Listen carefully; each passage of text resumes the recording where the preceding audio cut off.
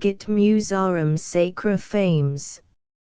Hic omnia, qua nostra fuit necessitas, cura viut sires, nunc experia quid debis, quid negabis.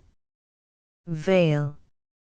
Vivice parvo mal, sed canabat flacus ut parvo beng, quod negamus, pinguisit lorth saturatus il ride inanes.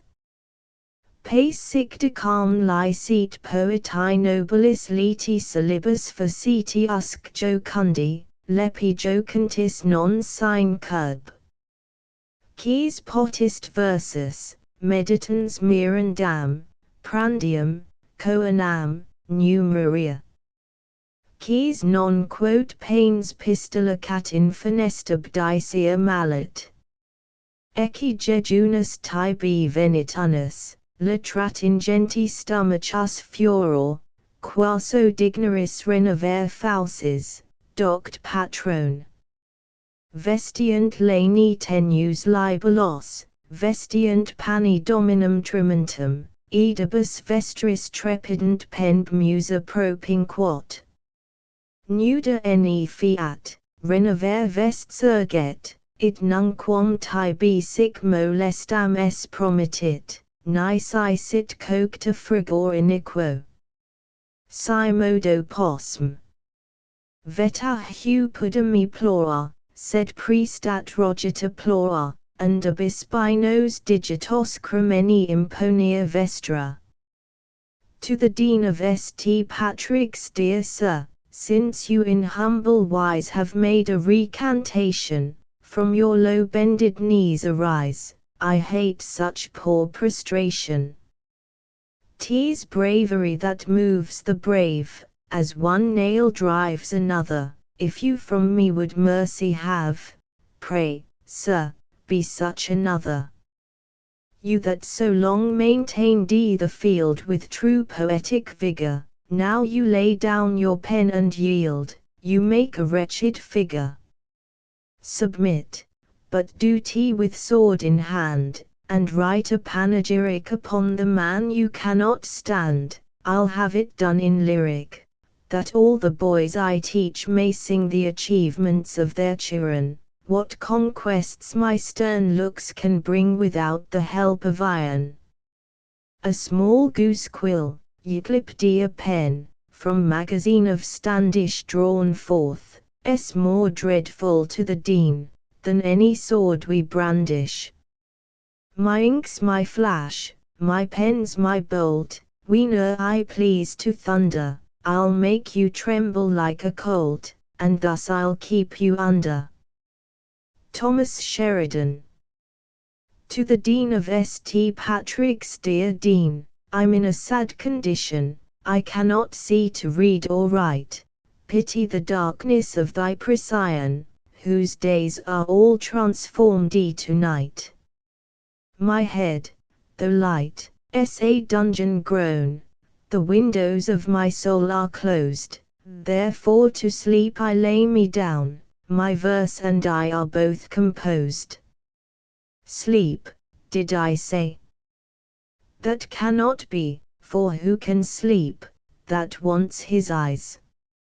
My bed is useless then to me, therefore I lay me down to rise. Unnumbered thoughts pass to and fro upon the surface of my brain, in various maze they come and come and go again. So have you seen in sheet burnt black, the fiery sparks at random run, now here, now there, some turning back, some ending where they just begun. Thomas Sheridan. An answer, by Delaney, to Thomas Sheridan. Dear Sherry, I'm sorry for your bloodshedded sore eye, and the more I consider your case, still the more I regret it, for see how the pain on't has wore ye. Besides, the good Whigs, who strangely adore ye, in pity cry out, he's a poor blinded Tory. But listen to me, and I'll soon lay before ye a sovereign cure well attested in Gory.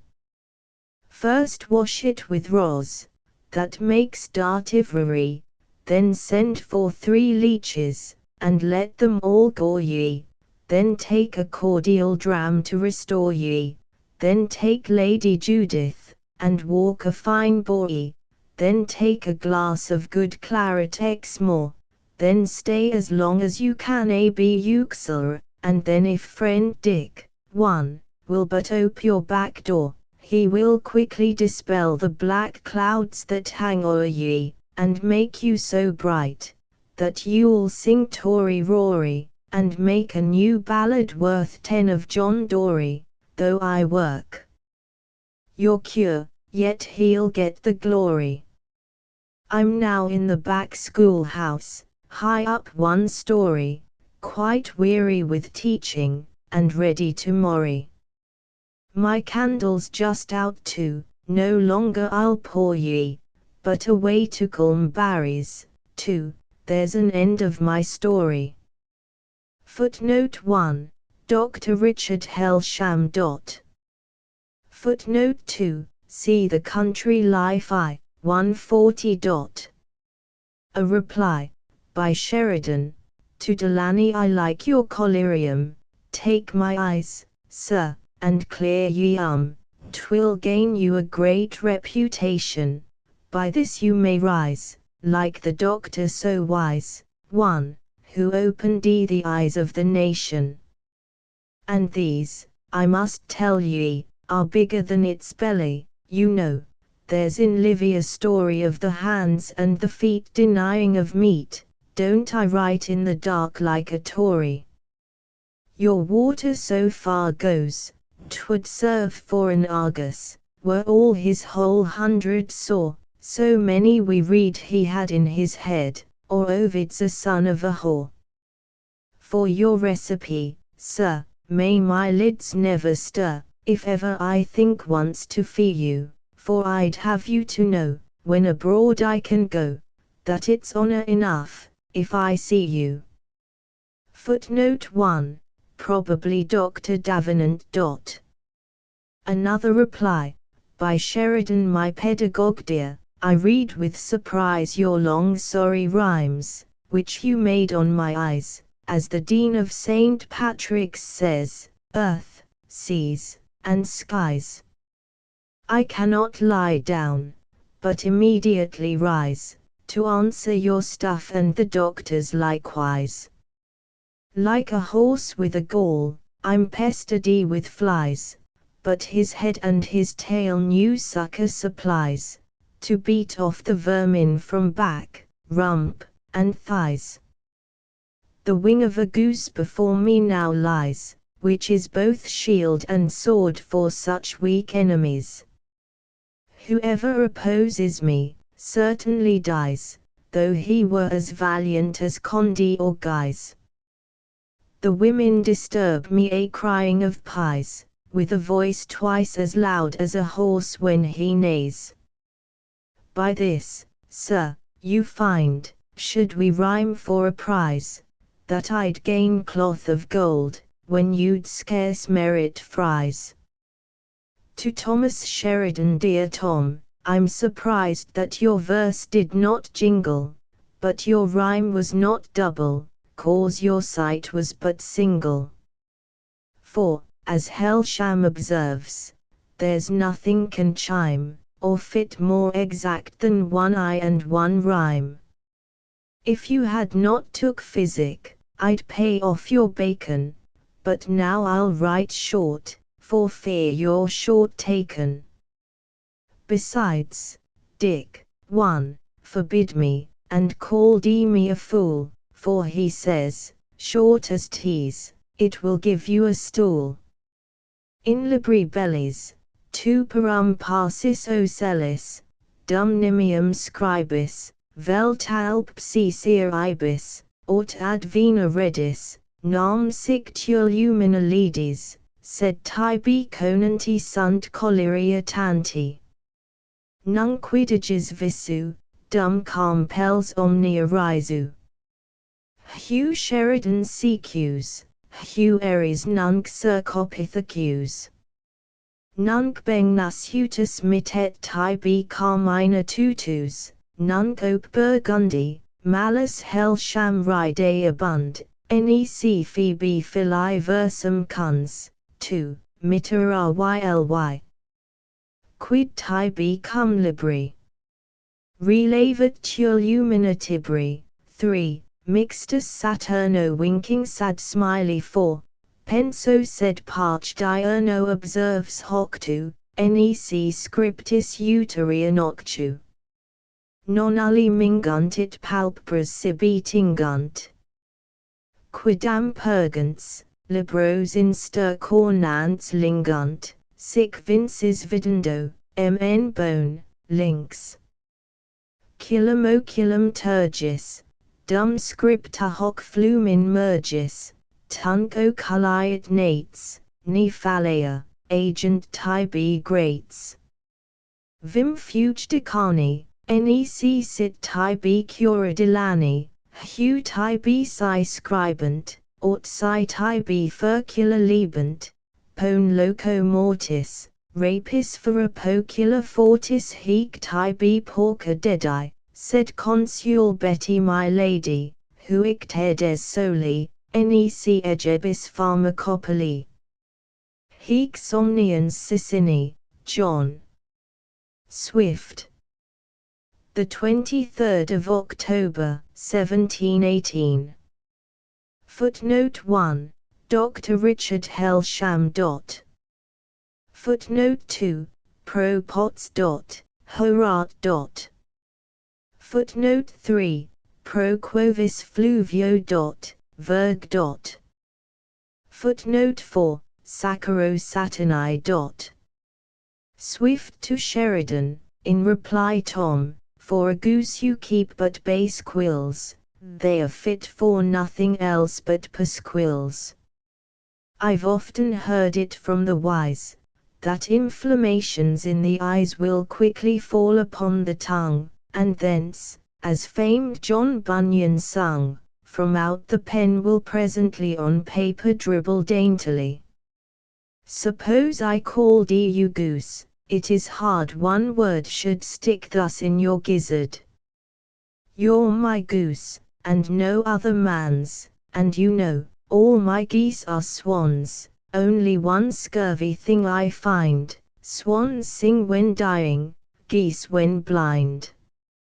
But now I smoke where lies the slander, I called you goose instead of gander, for that, dear Tom, ne'er fret and vex, I'm sure you cackle like the sex. I know the gander always goes with a quill stuck across his nose, so your eternal pen is still or in your claw, or in your bill. But whether you can tread or hatch, I've something else to do than watch. As for your writing I am dead, I leave it for the second head. Deanery House, the 27th of October, 1718. An answer by Sheridan Pelegi versus Versos, Jonathan Bone, Tersos, Pelepidos quim, scribendo semper essidem. Laudibus extollo te, tu mihi magnus Apollo, tu fratibus, o cullis colliria prebes, ne minus insani reparas quoque damna diani, quam me percussit regius, nec diceres ussit, frigor collecto, medicus moderamine tecto lodissum binum premit, at negat mihi vinum.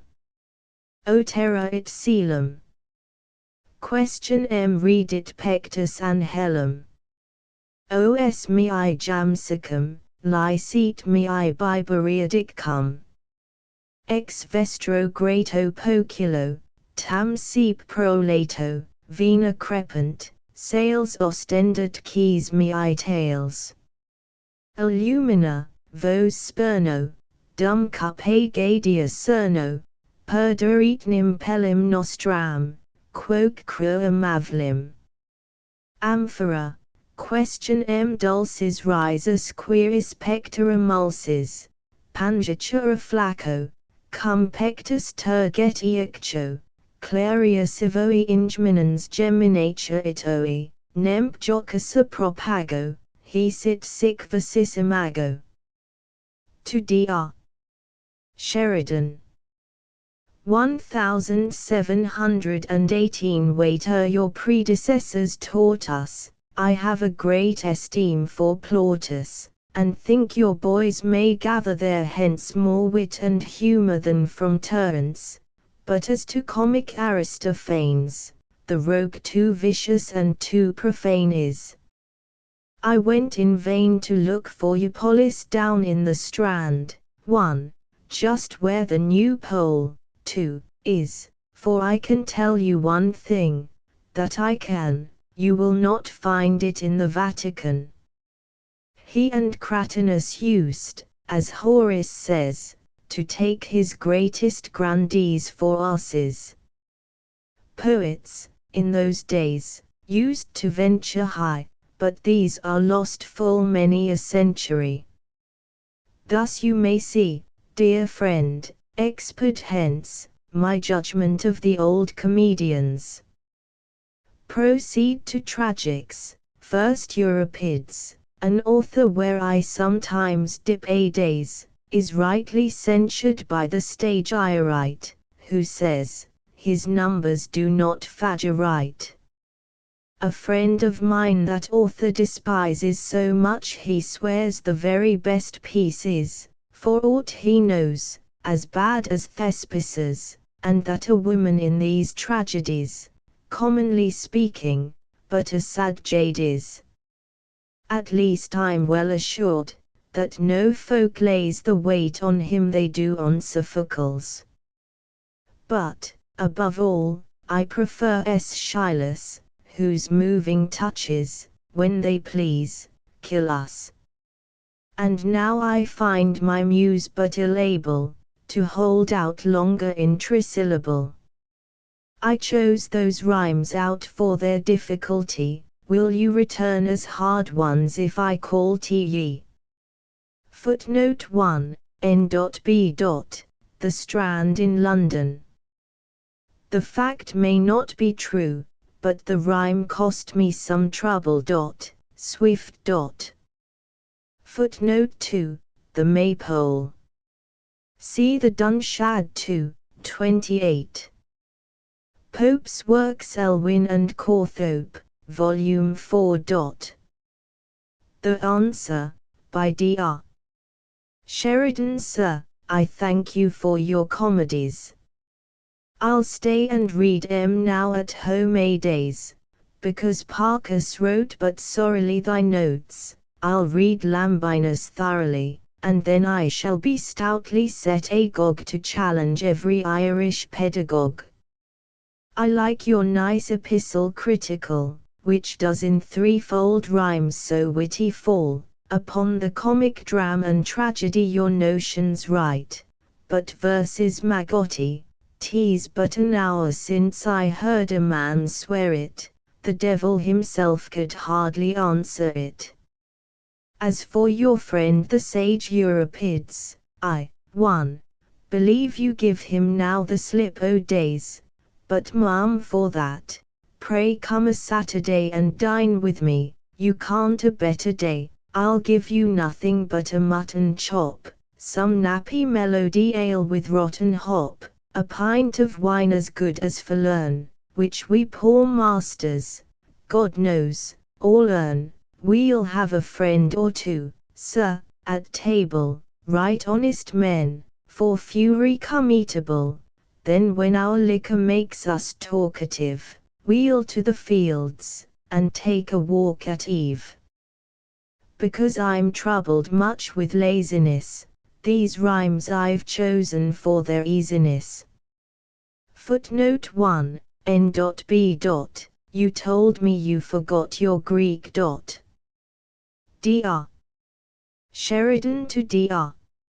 Swift. 1718. Dear Dean, since in cruxes and puns you and I deal, pray why is a woman a sieve and a riddle? 'Tis a thought that came into my noddle this morning, in bed as I lay, sir, a tossing and turning.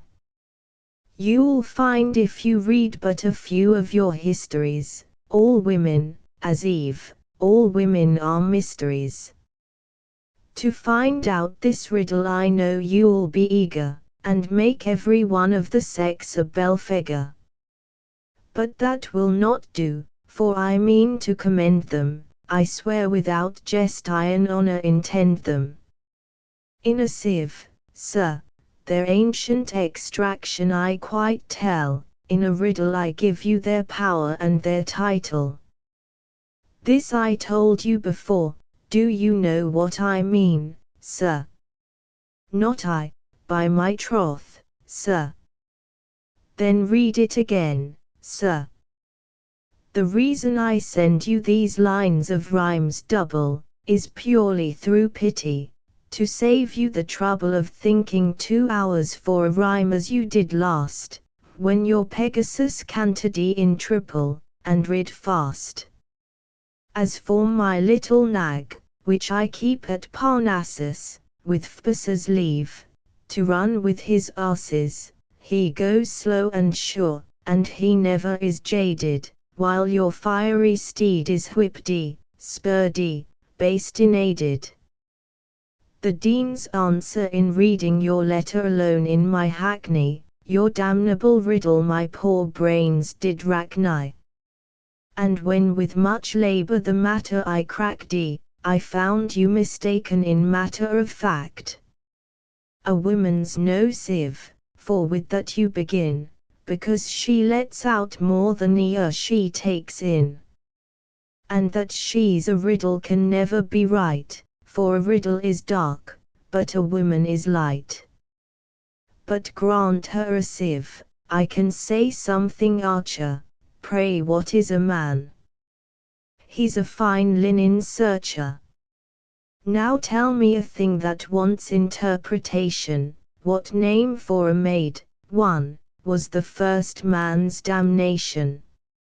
If your worship will please to explain me this rebus, I swear from henceforward you shall be my Phoebus. From my hackney coach, the 11th of September, 1718, past 12 at noon.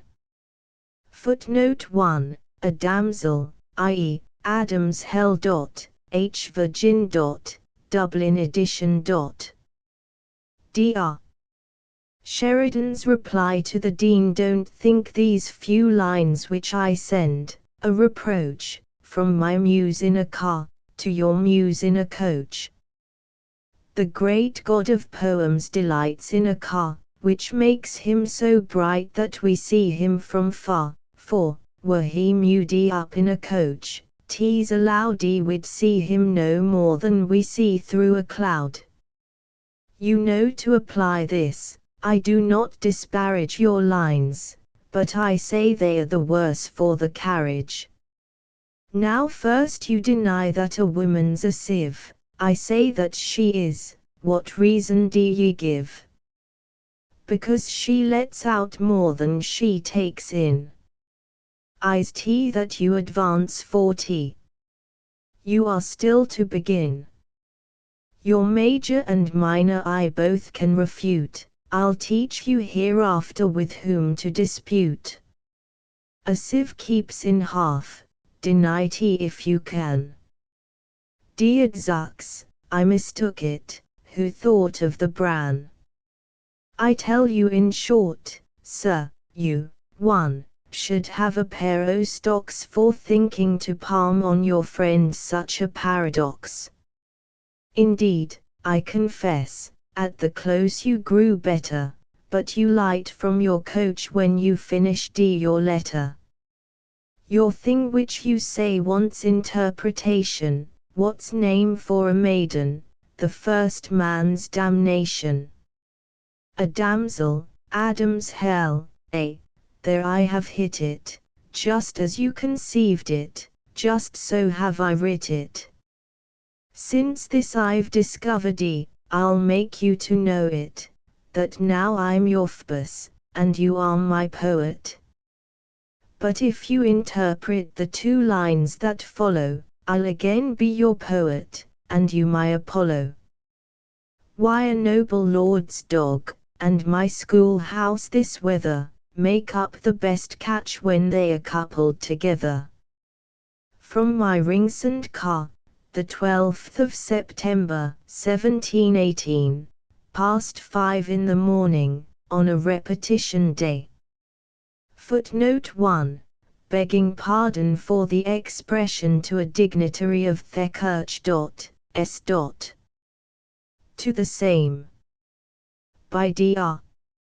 Sheridan 12 o'clock at noon the 12th of September, 1718. Sir, perhaps you may wonder, I send you so soon another epistle, consider 'tis noon.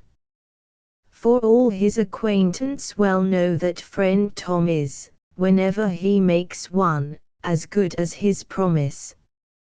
Now Phoebus exalted, sits high on his throne, dividing the heavens, dividing my crown, into poems and business, my skull's split in 2, one side for the lawyers, and t'other for you.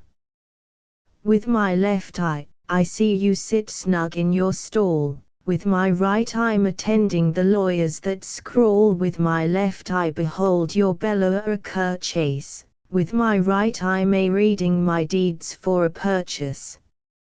My left ear's attending the hymns of the choir, my right ear is stundy with the noise of the crier. My right hand's indenting these lines to your reverence, my left is indenting for me and heirs ever hence.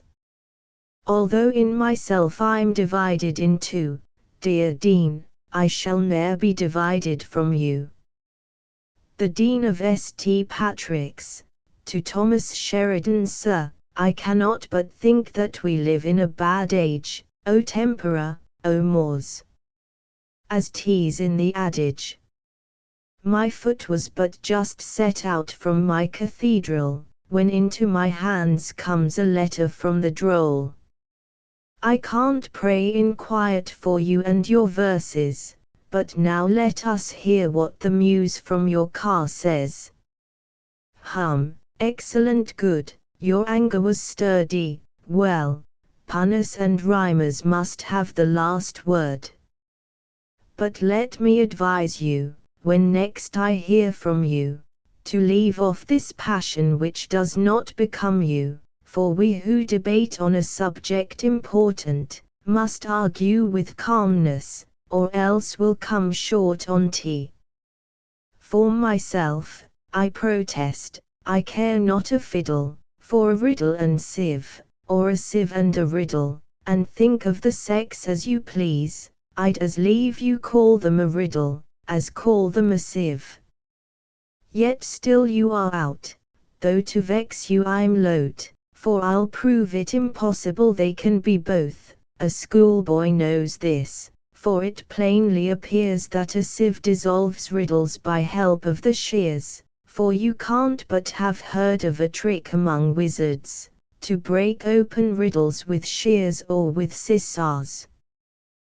Think again of the sieve, and I'll hold you a wager, you'll dare not to question my minor or major. 1. A sieve keeps half in, and therefore, no doubt, like a woman, keeps in less than it lets out. Why sure, Mr. Poet, your head got ajar, by riding this morning too long in your car, and I wish your few friends, when they next see your cargo, for the sake of your senses would lay an embargo.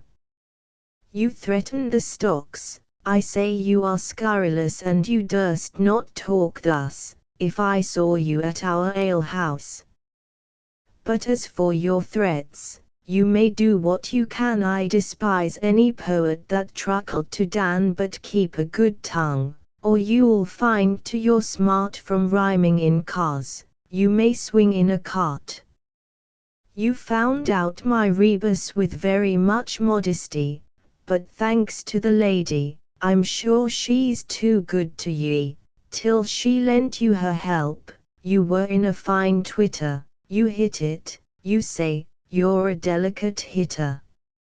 How could you forget so ungratefully, alas, and if you be my Phoebus, pray who was your Pallas? As for your new rebus, or riddle, or crux, I will either explain, or repay it by trucks, though your lords, and your dogs, and your catches, methinks, are harder than ever were put by the Sphinx. And thus I am fully revenged for your late tricks, which is all at present from the Dean of St. Patrick's. From my closet, September 12, 1718, just 12 at noon. Footnote 1. Ut2 purper m argumentaris. Scott. To the Dean of St. Patrick's, Sir, your Billingsgate muse methinks does begin with much greater noise than a conjugal din. A pox of her bawling, her tempera it mores. What are times now to me, anti one of the Tories? You tell me my verses disturb you at prayers. Oh, Mr. Dean, are you there with your bez? You pray, I suppose, like a heathen, to Phoebus, to give his assistance to make out my rebus, which I don't think so fair. Leave it off for the future, when the combat is equal, this god should be neuter. I'm now at the tavern, where I drink all I can, to write with more spirit. I'll drink no more helicon, for helicon is water, and water is weak. 'Tis wine on the grossly, that makes your muse speak. This I know by her spirit and life, but I think she's much in the wrong to scold in her drink. Her damned pointed tongue pierced almost to my heart. Tell me of a cart, tell me of a, I'd have you to tell on both sides her ears, if she comes to my house, that I'll kick her downstairs, then home she shall limping go, squalling out, oh my knee, you shall soon have a crutch to buy for your Melpomene. You may come as her bully, to bluster and swagger, but my ink is my poison, my pen is my dagger. Stand off, I desire, and mark what I say to you, if you come I will make your Apollo shine through you. Don't think, sir, I fear a dean, as I would fear a dun, which is all at present from yours, Thomas Sheridan. The Dean to Thomas Sheridan, Sir, when I saw you today, as I went with Lord Anglesey, Lord, said I, who's that parson, how awkwardly dangles he? When whip you trot up, without minding your betters, to the very coach side, and threaten your letters. Is the poison, and dagger, you boast in your jaws, tro? Are you still in your cart with convitia ex plaustro? But to scold is your trade, which I soon should be foiled in, for scolding is just quasi-diceas, schooled in, and I think I may say, you could many good shillings get, were you dressed like a bawd, and sold oysters at Billingsgate. But coach it or cart it, I'd have you know, sirrah, I'll write, though I'm forced to write in a wheelbarrow, nay, hector and swagger. You'll still find me stanch, and you and your cart shall give me carte blanche. Since you write in a cart, keep it tector it sata, 'tis all you have for it, 'tis your best Magna Carta, and I love you so well, as I told you long ago, that I'll ne'er give my vote for Delenda Cartago. Now you write from your cellar, I find out your art. You rhyme as folks fence, in tierce and in cart, your ink is your poison, your pen is what not, your ink is your drink, your pen is your pot. To my goddess Melpomene, pride of her sex, I gave, as you beg, your most humble respects. The rest of your compliment I dare not tell her, for she never descends so low as the cellar. But before you can put yourself under her banners, she declares from her throne you must learn better manners. If once in your cellar my Phoebus should shine, I tell you I'd not give a fig for your wine, so I'll leave him behind, for I certainly know it, what he ripens above ground, he sours below it. But why should we fight thus, my partner so dear with 365 poems a year? Let's quarrel no longer, since Dan and George Rochfort will laugh in their sleeves. I can tell you they watch 40. Then George will rejoice, and Dan will sing Heidi, hoc ithacus velit, it magni mercenter atridae. John Swift. Written, signed, and sealed, 5 minutes and 11 seconds after the receipt of yours, allowing 7 seconds for sealing and superscribing, from my bedside, just 11 minutes after 11, the 15th of September, 1718. Erratum in your last, 1. Antep nult, pro fera dun lege fera dan ita omnes MSS. Quos ego legi, it ita magis congruum tam sensue quam veritati. To Dr. Sheridan, 1, the 14th of December, 1719, 9 at night. Sir, it is impossible to know by your letter whether the wine is to be bottled tomorrow, or no. If it be, or be not, why did not you in plain English tell us so?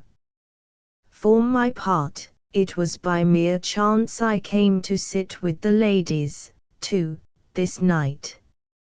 And if they had not told me there was a letter from you, and your man Alexander had not gone, and come back from the deanery, and the boy here had not been sent, to let Alexander know I was here, I should have missed the letter outright.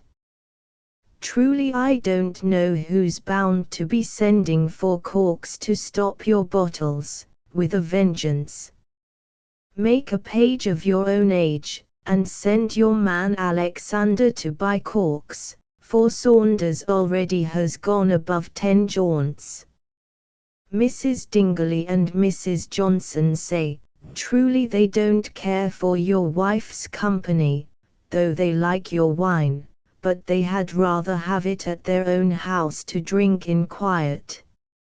However, they own it is very civil in Mrs. Sheridan to make the offer, and they cannot deny it.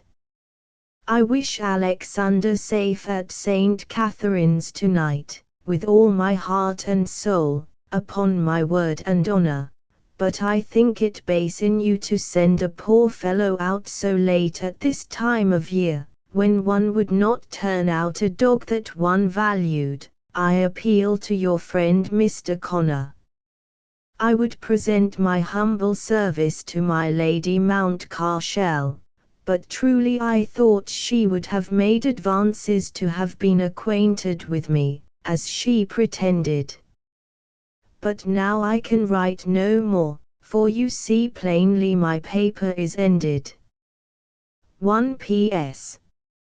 I wish, when you prated, your letter you dated, much plague it created. I scolded and rated, my soul is much grated, for your man I long waited. I think you are fated, like a bear to be baited, your man is belated, the case I have stated, and me you have cheated. My stable's unslated. Come back to us well freighted. I remember my late head, and wish you translated, for teasing me. 2ps Mrs. Dingley desires me singly her service to present you, hopes that will content you. But Johnson madam is grown a sad dame, for want of your converse, and cannot send one verse. 3ps You keep such a twattling with you and your bottling, but I see the sum total, we shall ne'er have a bottle, the long and the short, we shall not have a quart, I wish you would sign tea, that we have a pint. For all your colging, 3, I'd be glad for a noggin sad smiley 4, but I doubt tea's a sham, you won't give us a dram. Teas of shine a mouth moonful, you won't part with a spoonful, and I must be nimble, if I can fill my thimble, you see I won't stop, till I come to a drop, but I doubt the oraculum, is a poor supernaculum, though perhaps you may tell it, for a grace if we smell it. Stella. Footnote 1, in this letter, though written in prose, the reader, upon examining, will find each second sentence rhymes to the former h. Footnote 2, Mrs. Johnson and Mrs. Dingley f. Footnote 3, a phrase used in Ireland for a specious appearance of kindness without sincerity f. Footnote 4, a name used in Ireland for the English quartern f. Dr. Sheridan's answer I'd have you to know, as sure as you're Dean, on Thursday my cask of O'Brien I'll drain, if my wife is not willing, I say she's a queen, and my right to the cellar, ignored, I'll maintain as bravely as any that fought at Dunblane, go tell her it over and over again. I hope, as I ride to the town, it won't rain, for, should it, I fear it will cool my hot brain, entirely extinguish my poetic vein, and then I should be as stupid as Cain, who preached D on 3 heads, though he mentioned D but twain. Now waddles in haste, and begins to complain, your most humble servant, dear sir, I remain, T.S. N. Get Helsham, Walmsley, Delaney, and some Grattans, if there be any sad smiley one, take care you do not bid too many. Footnote 1, i.e. in Dublin, for they were country clergy.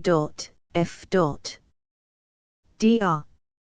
Swift's reply the verses you sent on the bottling your wine were, in every one's judgment, exceedingly fine, and I must confess, as a dean and divine, I think you inspired by the muses all 9.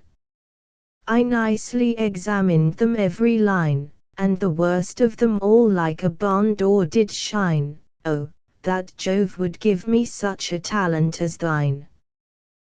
With Delaney or Dan I would scorn to combine. I know they have many a wicked design, and, give Satan his due, Dan begins to refine. However, I wish, honest comrade of mine, you would really on Thursday leave St. Catherine, 1, where I hear you are crammed every day like a swine, with me you'll no more have a stomach to dine, nor after your victuals lie sleeping supine, so I wish you were toothless, like Lord Masserine. But were you as wicked as lewd art in, 2, I wish you would tell me which way you incline. If when you return your road you don't line, on Thursday I'll pay my respects at your shrine, wherever you bend, wherever you twine, in square, or in opposite, circle, or trin. Your beef will on Thursday be salter than brine, I hope you have swilled with new milk from the kine, as much as the Liffey's outdone by the Rhine, and Dan shall be with us with nose aquiline. If you do not come back we shall weep out our ain, or may your gown never be good Lutheran. The beef you have got I hear is a chine, but if too many come, your madam will whine, and then you may kiss the low end of her spine. But enough of this poetry Alexandrine, I hope you will not think this a pasquin. Footnote 1. The seat of Lady Mountcashel, near Dublin.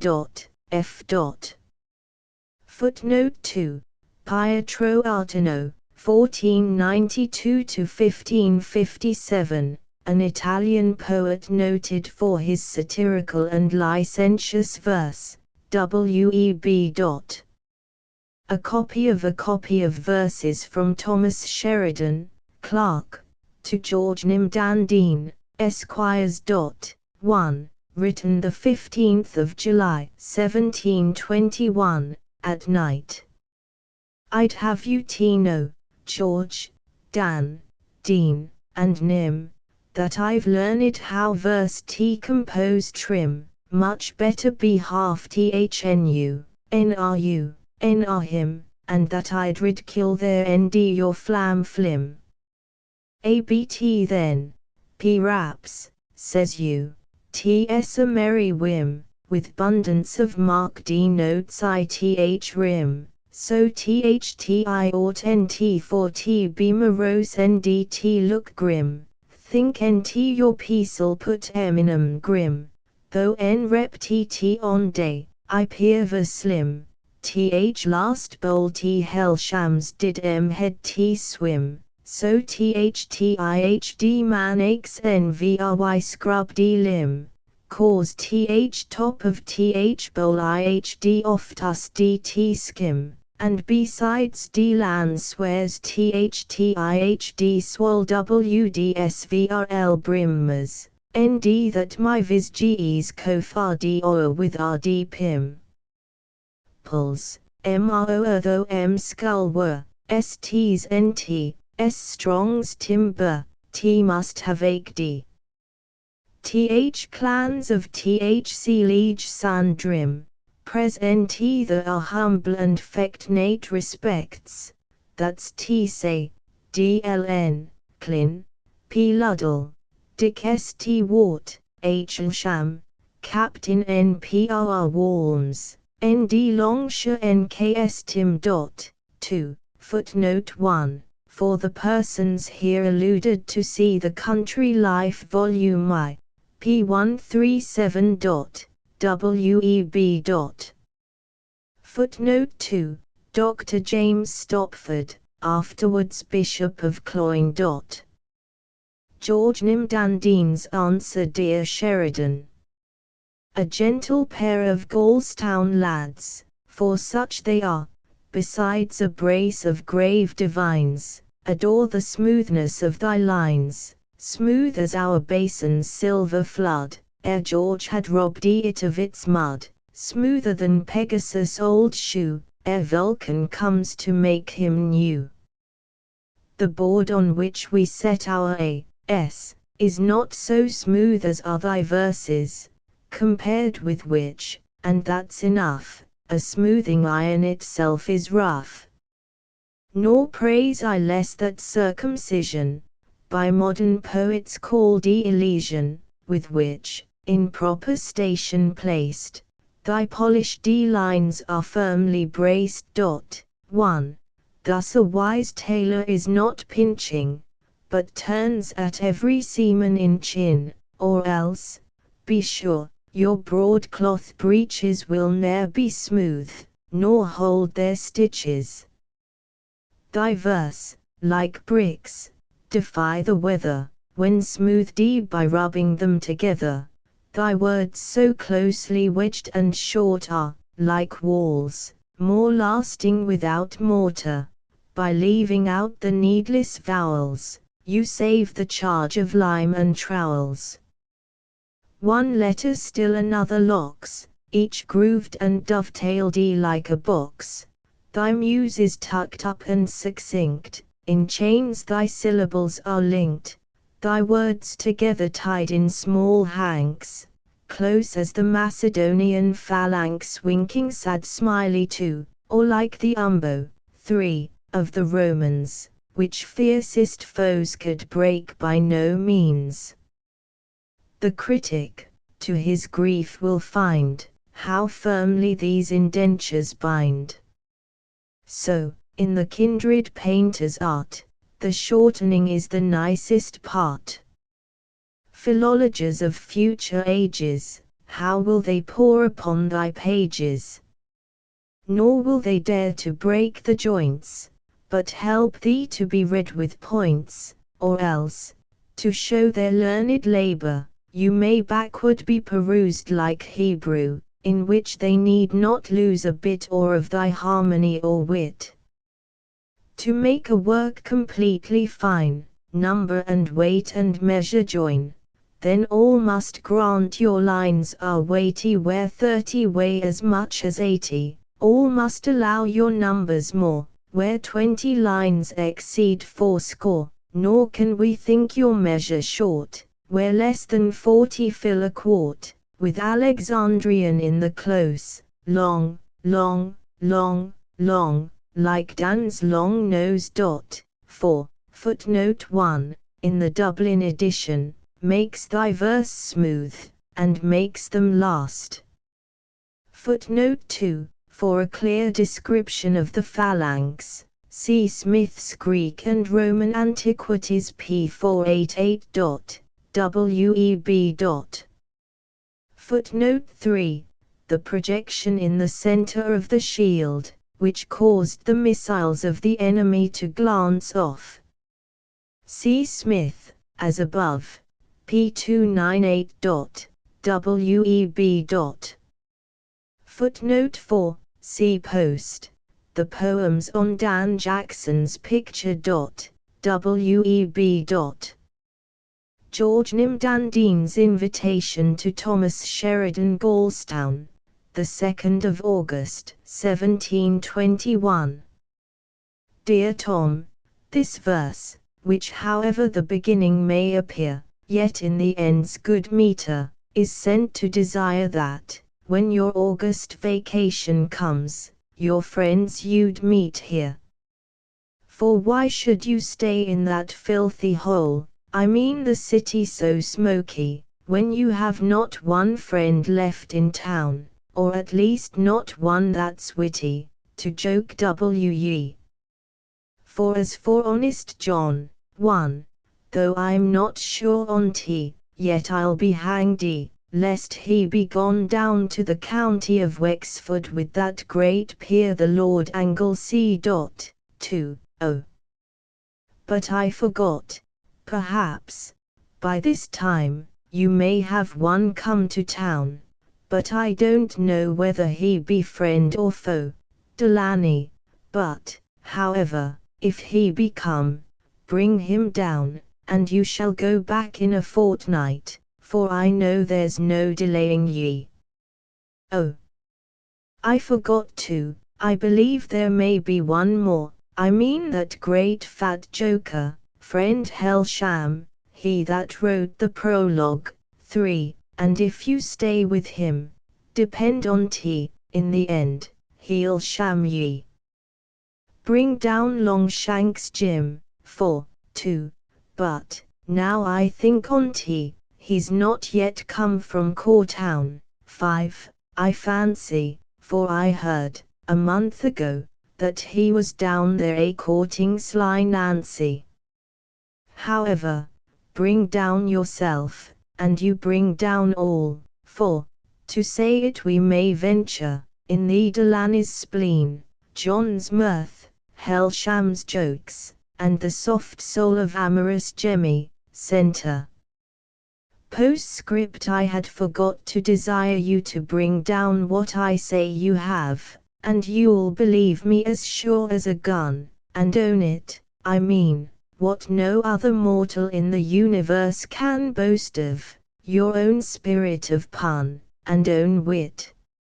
And now I hope you'll excuse this rhyming, which I must say is, the written somewhat at large, trim and clean, and so I conclude, With humble respects as usual, your most dutiful and obedient George Nimdandine.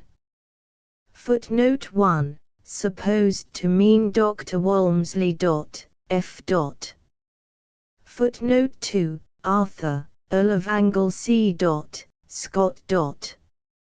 Footnote 3. It was customary with Dr. Sheridan to have a Greek play acted by his head class, just before they entered the university, and, accordingly, in the year 1720, the doctor, having fixed on Hippolytus, writ a prologue in English, to be spoken by Master Tom Putland, one of the youngest children he had in his school. The prologue was very neat and elegant, but extremely puerile, and quite adapted to the childhood of the speaker, who as regularly was taught and rehearsed his part as any of the upper lads did theirs. However, it unfortunately happened that Dr. King, Archbishop of Dublin, had promised Sheridan that he would go and see his lads perform the tragedy. Upon which Dr. Helsham writ another prologue, wherein he laughed egregiously at Sheridan's, and privately instructed Master Putland how to act his part, and at the same time exacted a promise from the child, that no consideration should make him repeat that prologue which he had been taught by Sheridan.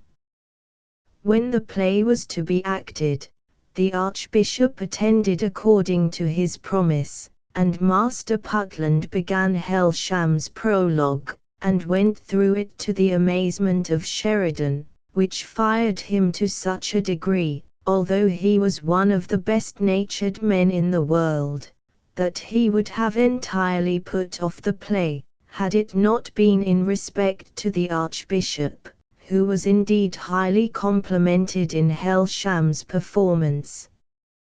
When the play was over, the Archbishop was very desirous to hear Sheridan's prologue, but all the entreaties of the Archbishop, the child's father, and Sheridan, could not prevail with Master Putland to repeat it, having, he said, promised faithfully that he would not, upon any account whatever, and therefore insisted that he would keep his word. F. Footnote 4. Dr. James Stopford, Bishop of Cloyne. F. Footnote 5. The seat of Hussey, Esquire, in the county of Kildare. F. To George Nimdandine, Esquires, upon his incomparable verses. By D.R. Delaney in Sheridan's name. 1. Hail, human compound quadrifarious, invincible as white Briareus. 2. Hail, doubled mighty merry one, stronger than triple-bodied Drian. 3. O may your vastness deign to excuse the praises of a puny muse, unable, in her utmost flight, to reach thy huge Colossian height. To attempt to write like thee were frantic, whose lines are, like thyself, gigantic. Yet let me bless, in humbler strain, thy vast, thy bold Cambysian, for, vain, pour thee out to enrich thy native isle, as Egypt wont to be with Nile. Oh, how I joy to see thee wander, in many a winding loose meander, in circling mazes, smooth and supple, and ending in a clink quadruple, loud, yet agreeable withal, like rivers rattling in their fall. Thine, sure, is poetry divine, where wit and majesty combine, where every line, as huge as 7, if stretched in length, would reach to heaven. Here all comparing would be slandering, the least is more than Alexandrine. Against thy verse time sees with pain, he whets his envious scythe in vain, for though from thee he much may pare, yet much thou still wilt have to spare. Thou hast alone the skill to feast with Roman elegance of taste, who hast of rhymes as vast resources as Pompey's caterer of courses. O thou, of all the nine inspired, my languid soul, with teaching tired, how is it raptured, when it thinks of thy harmonious set of chinks, each answering each in various rhymes, like echo to St. Patrick's chimes. Thy muse, majestic in her rage, moves like Statira, 5, on the stage, and scarcely can one page sustain the length of such a flowing train. Her train of variegated dye shows like thaumantias, 6, in the sky, alike they glow, alike they please, alike impressed by Phoebus' rays. Thy verse, ye gods, I cannot bear it, to what shall I compare it? 'Tis like, what I have oft heard spoke on, the famous statue of Laocoon. 'Tis like, oh yes, 'tis very like it, the long, long string, with which you fly kite. 'Tis like what you, and one or two more, roar to your echo, 7, in good humour, and every couplet thou hast writ concludes with rotahwitawit. 8, footnote 1. These were written all in circles, one within another, as appears from the observations in the following poem by Dr. Swift. F. Footnote 2.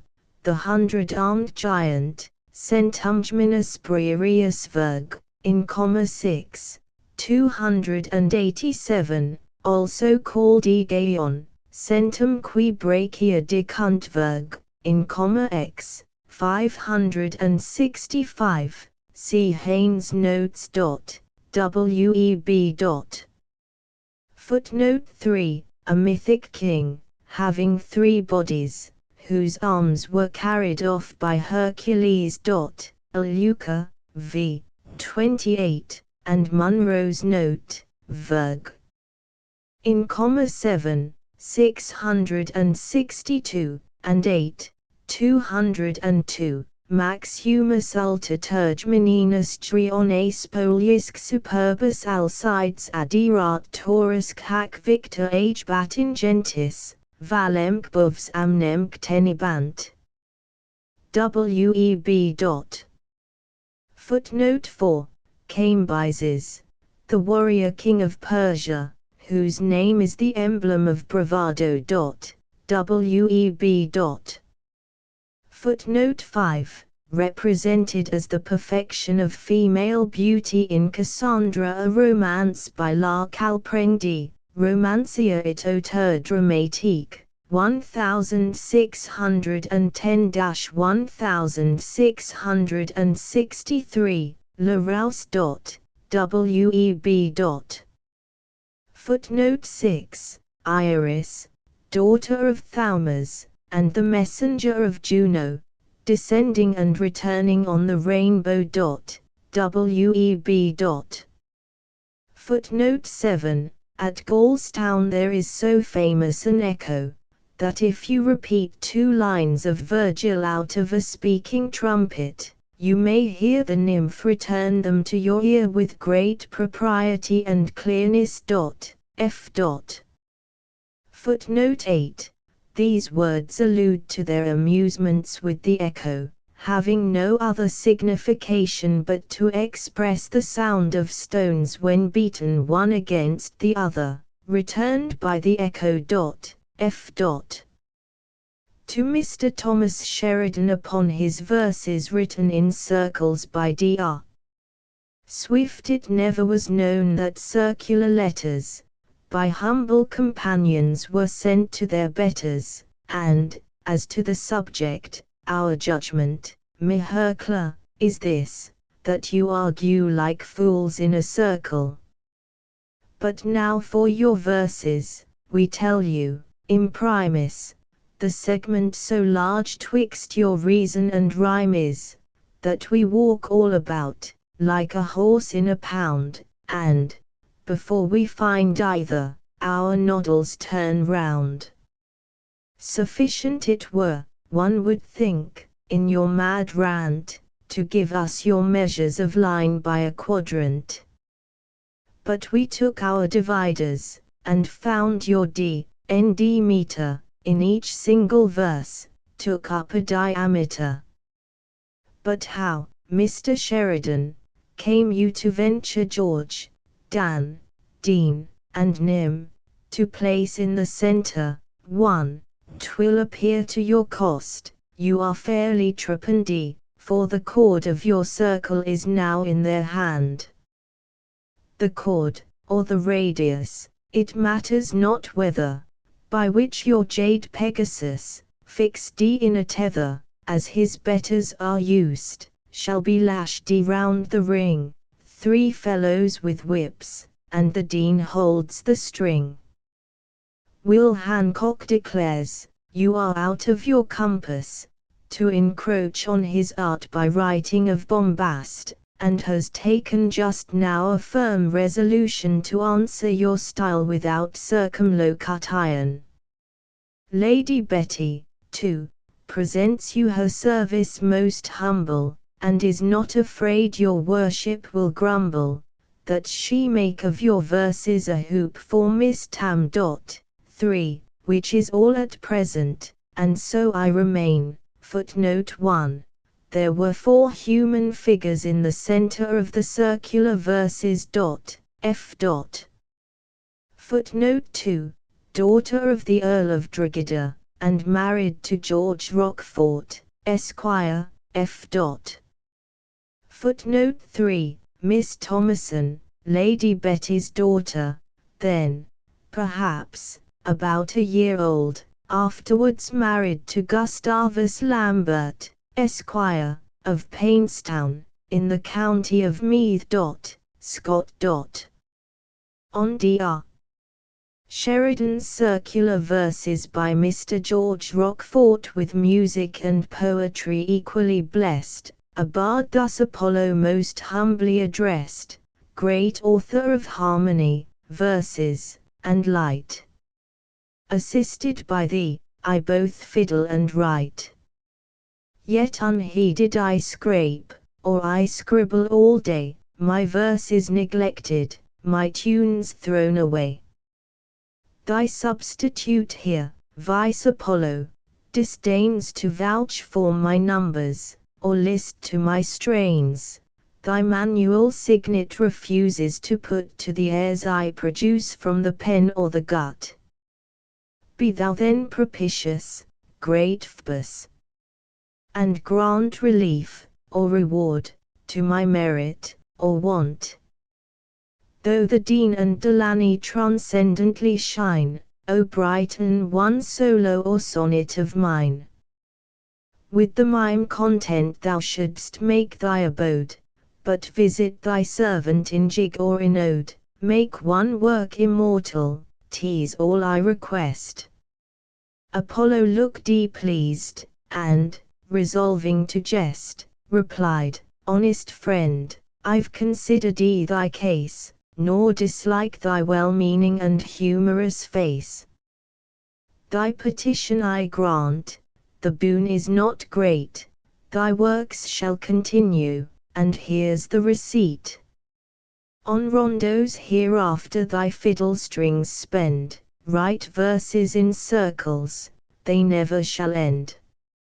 On Dan Jackson's picture, cut in silk and paper, 1.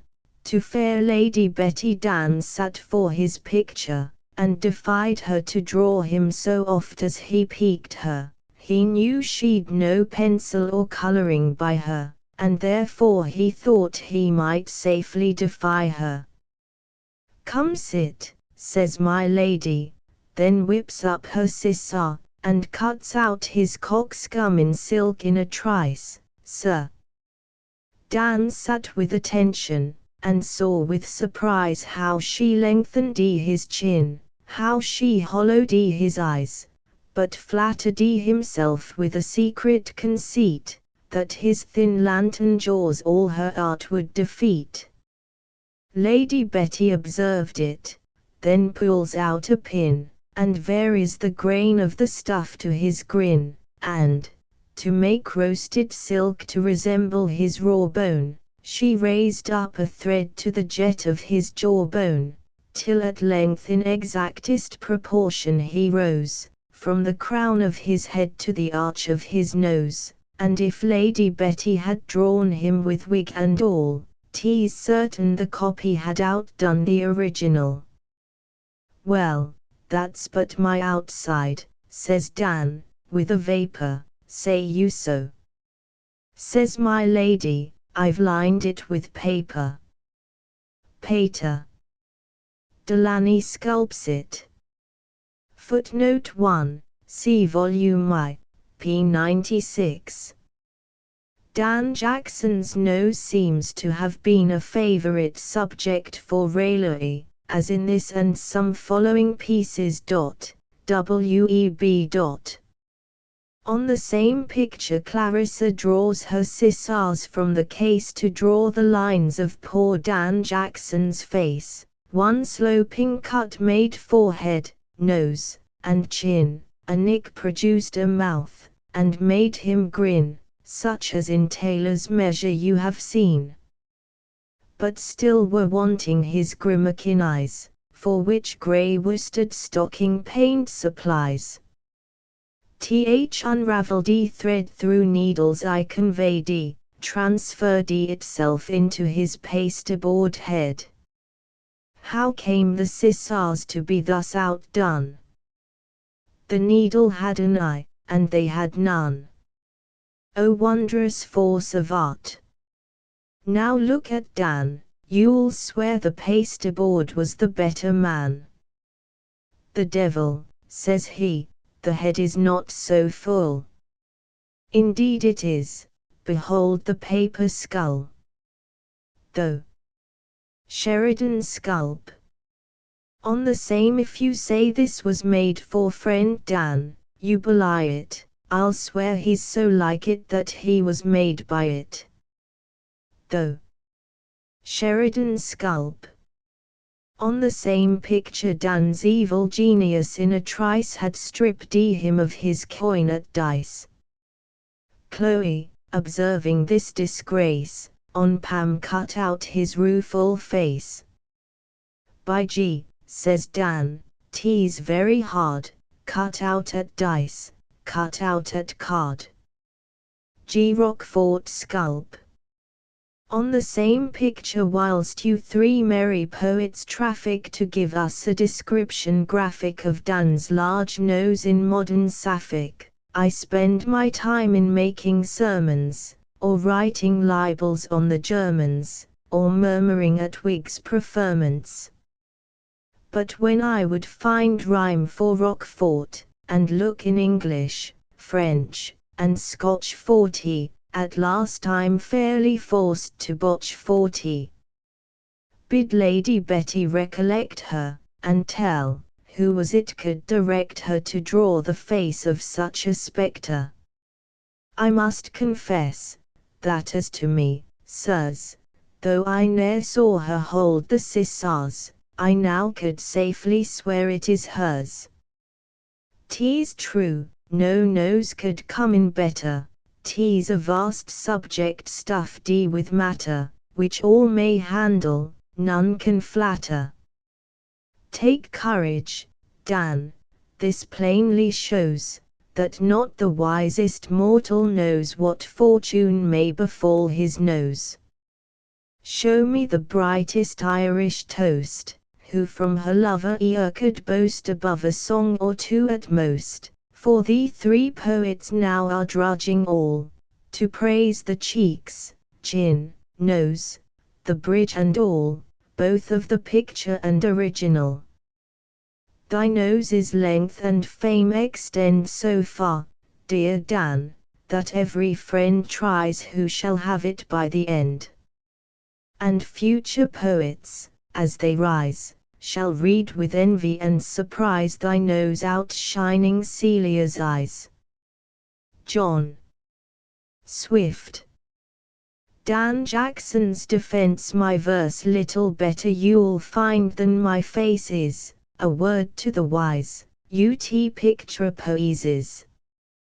Three merry lads, with envy stung, because Dan's face is better hung, combined in verse to rhyme it down, and in its place set up their own, as if they'd run it down much better by number of their feet in meter.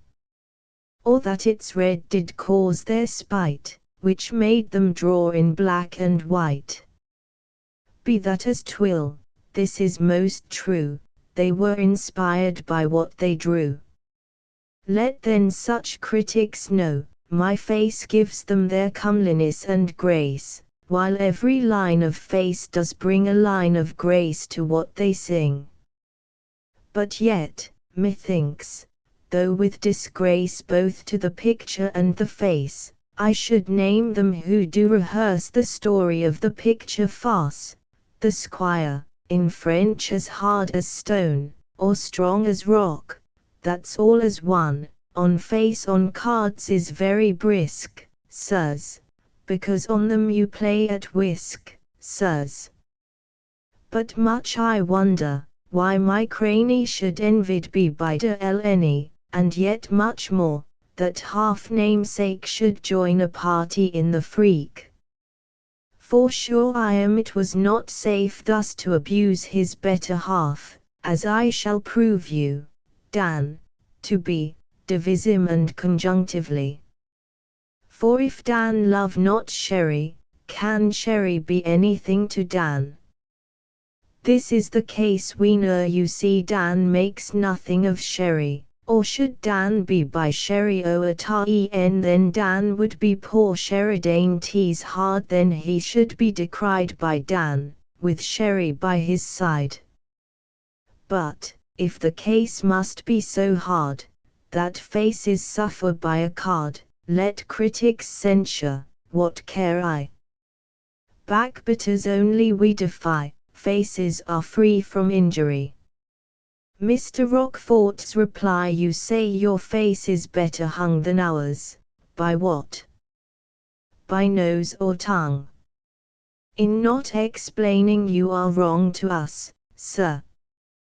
Because we thus must state the case, that you have got a hanging face, untimely ends a damned disgrace of noose, sir. But yet be not cast down, I see a weaver will your hangman be, you'll only hang in tapestry with many, and then the ladies, I suppose, will praise your longitude of nose, for latent charms within your clothes, dear Danny. Thus will the fair of every age from all parts make their pilgrimage, worship thy nose with pious rage of love, sir. All their religion will be spent about thy woven monument, and not one orison be sent to Jove, sir. You the famed idol will become, as gardens graced in ancient Rome, by matrons worshipped in the gloom of night. 1. O happy Dan! Thrice happy sure! Thy fame forever shall endure, who after death can love secure at sight. So far I thought it was my duty to dwell upon thy boasted beauty, now I'll proceed, a word or two to ye in answer to that part where you carry on this paradox, that rock and stone in your opinion, are all one. How can, sir, a man of reasoning so profound so stupidly be run aground, as things so different to confound our senses? Except you judged them by the knock of near an equal hardy block, such an experimental stroke convinces. Then might you be, by dint of reason, a proper judge on this occasion. Gainst feeling there's no disputation, is granted, therefore to thy superior wit, who made the trial, we submit, thy head to prove the truth of it we wanted. In one assertion you're to blame, where Dan and Sherry's made the same, endeavoring to have your name refined, sir, you'll see most grossly you mistook, if you consult your spelling book, the better half you say you took, you'll find, sir, S, H, E, she, and R, I, re, both put together make Sherry, D, O, N, Dan, makes up the 3 syllables, Dan is but one, and Sherry two, then, sir, your choice will never do, therefore I've turned D, my friend, on you the tables. Footnote 1. Priapus, the god of procreation and fertility, both human and agricultural, whose statues, painted red, were placed in gardens. Confer Horat, Saturday. I. 8, 1-8, Verg, Jorg, 4, 110-11. In India, the same deity is to be seen in retired parts of the gardens, as he is described by Horace, Rubber Porrectus ab Inguin Palace, and where he is worshipped by the matrons for the same reason. Web. Dr. Delaney's reply assist me, my muse, while I labor to limn him. Credite, Pisans, isti tabulae per similem. You look and you write with so different a grace, that I envy your verse, though I did not your face. And to him that thinks rightly, there's reason enough, cause one is as smooth as the other is rough. But much I'm amazed you should think my design was to rhyme down your nose, or your harlequin grin, which you yourself wonder the DL should malign. And if 'tis so strange, that your monstership's cranny should be envied by him, much less by Delaney, though I own to you, when I consider it stricter, I envy the painter, although not the picture. And justly she's envied, since a fiend of hell was never drawn right but by her and Raphael. Next, as to the charge, which you tell us is true, that we were inspired by the subject we drew. Inspired we were, and well, sir, you knew it, yet not by your nose, but the fair one that drew it. Had your nose been the muse, we had ne'er been inspired, though perhaps it might justly been said we were fired. As to the division of words in your staves, like my countryman's horn comb, into 3 halves, I meddle not with tea, but presume to make merry. You call D Dan one half, and T other half Sherry. Now if Dan's a half, as you call T o'er and o'er, then it can't be denied that Sherry's. 2 more. For pray give me leave to say, sir, for all you, that Sherry's at least of double the value. But perhaps, sir, you did it to fill up the verse, so crowds in a concert, like actors in farce, play 2 parts in one, when scrapers are scarce. But be that as 'twill, you'll know more anon, sir, when Sheridan sends to merry Dan answer. Sheridan's reply 3 merry lads you own we are, 'tis very true, and free from care, but envious we cannot bear, believe, sir, for, were all forms of beauty thine, were you like Nereus soft and fine, we should not in the least repine, or grieve, sir. Then know from us, most beauteous Dan, that roughness best becomes a man. 'Tis women should be pale, and wan, and taper, and all your trifling beaux and fops, who comb their brows, and sleek their chops, are but the offspring of toy shops, mere vapor. We know your morning hours you pass to cull and gather out a face. Is this the way you take your glass? Forbear it. Those loads of paint upon your toilet will never mend your face, but spoil it. It looks as if you did parboil it. Drink claret.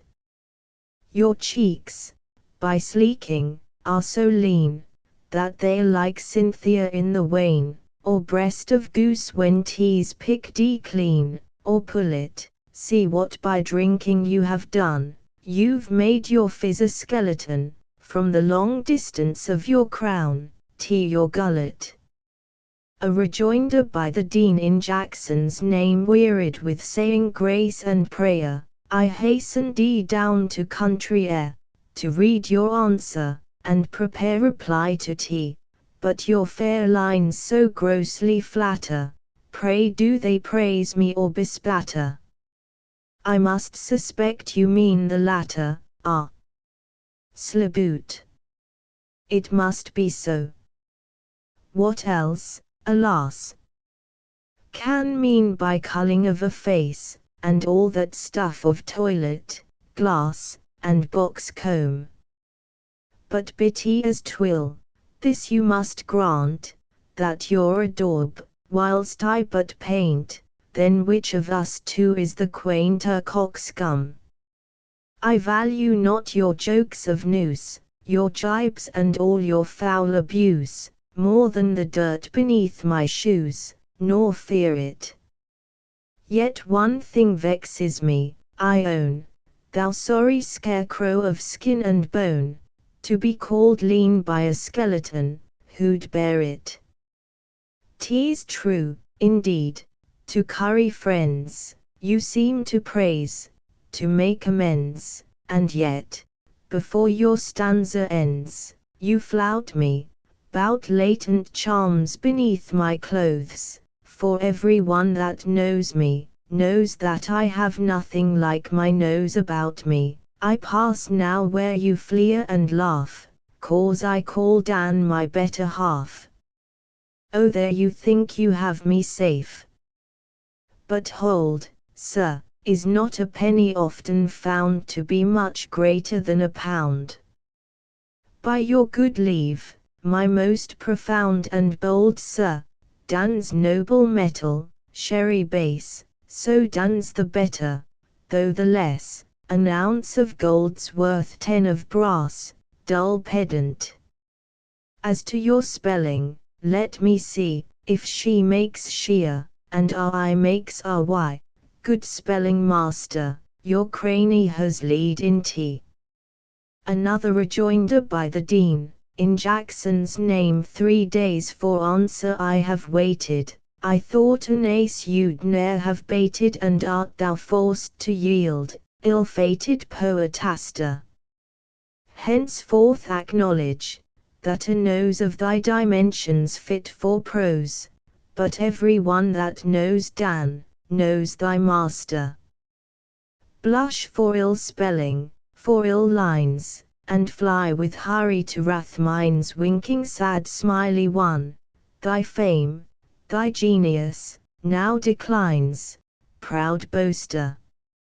I hear with some concern your roar and flying think to quit the score, by clapping billets on your door and posts, sir.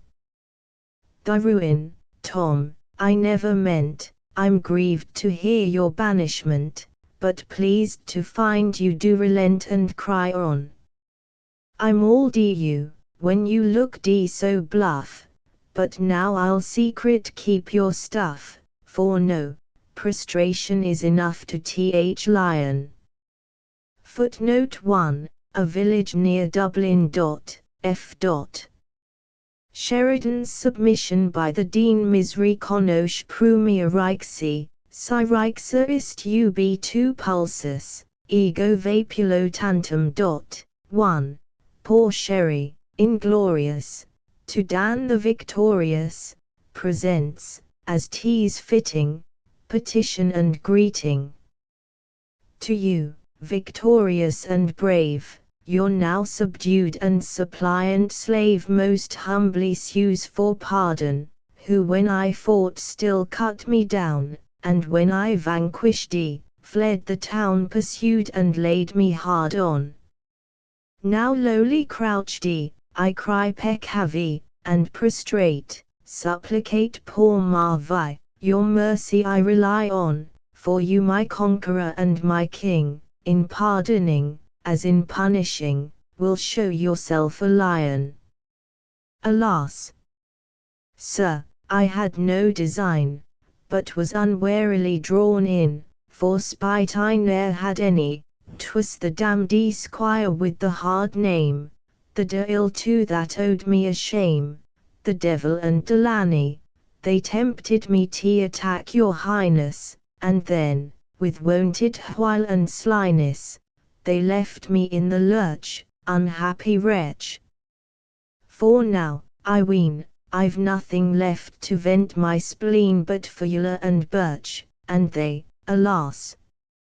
yield small relief, seem rather to renew my grief, my wounds bleed all anew, for every stroke goes to my heart and at each lash I feel the smart of lash laid on by you.